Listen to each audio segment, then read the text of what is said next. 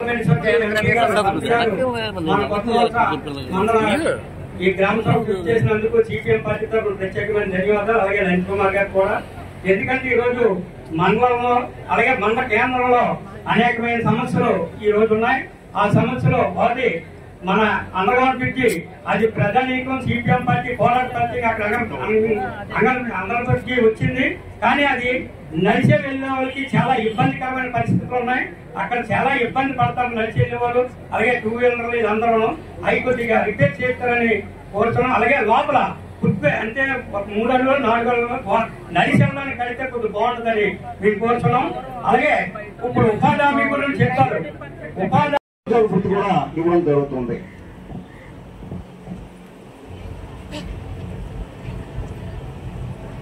ఈ రోజు గ్రామ సభలో మీరిచ్చిన 12 ప్రతిపాదనలు సిస్టమేటిక్ గా ఏర్పాటు చేసి యాప్ లో రూపొందించి ప్రణాళిక రూపొందించడం జరుగుతుంది. రైతులు వ్యవసాయం చేయలేక ఈరోజు కూలీలు దొరక తీవ్రమైన ఇబ్బంది అనేది పడుతున్నారు.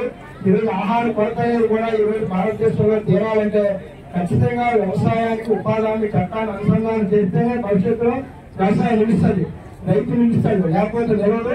అదే గవర్నమెంట్ పార్లమెంట్ సభ్యుల వారు రేపు పార్లమెంట్ లో కూడా దాన్ని లేవనెత్తడానికి కూడా ఖచ్చితంగా ఉపాధి హామీ చట్టాన్ని వ్యవసాయానికి అనుసంధానం చేయాలి.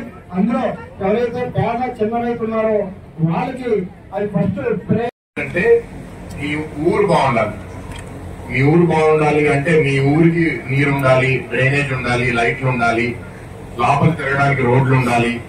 మీరు వేసే చెత్త అక్కడ ఉండకుండా చెత్తని బాగా క్లీన్ చేయగలగాలి. అది మీ ఊరు బాగుండాలి. అది రెండో అంశం. మూడో అంశం ఏంటి అంటే మీ ఊరు బాగుపడటానికి మీకు అన్ని మీ దగ్గర ఉండకపోవచ్చు, ఉండొచ్చు. లేకపోతే పక్కన ఇంకో పెద్ద గ్రామానికి వెళ్లే అవసరం ఉండొచ్చు. సో ఈ ఊరు నుంచి ఇంకో ఊరికి కనెక్షన్ పెరగాలి. అంటే దాని అర్థం ఏంటి? ఈ ఊరు నుంచి ఇంకో ఊరికి రోడ్లు పెరగాలి. అది మూడో అంశం. రోడ్ కనెక్టివిటీ అనేది మీ గ్రామం నుంచి ఇంకో గ్రామానికి.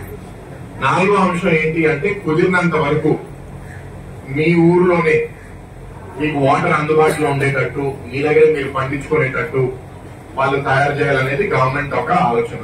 అది కొన్ని దగ్గర భూముల దగ్గర చేయగలుగుతాము, ఎక్కడ భూమి లేదో చేయలేదు, కుదరకపోవచ్చు.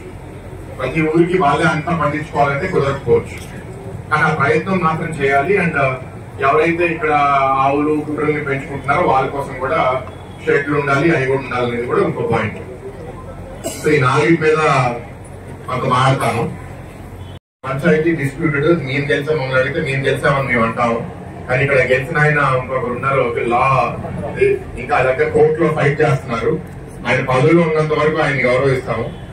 ఇప్పుడు గత ప్రభుత్వంలో ఏంటి అంటే సర్పంచులు, ఎంపీటీసీలు, జెడ్పీటీసీలు అందరు గెలిచినా సరే వాళ్ళకి చేయడానికి నిధులు లేదు, వాళ్ళకి ఎవరికి నిధులు ఇవ్వలేదు.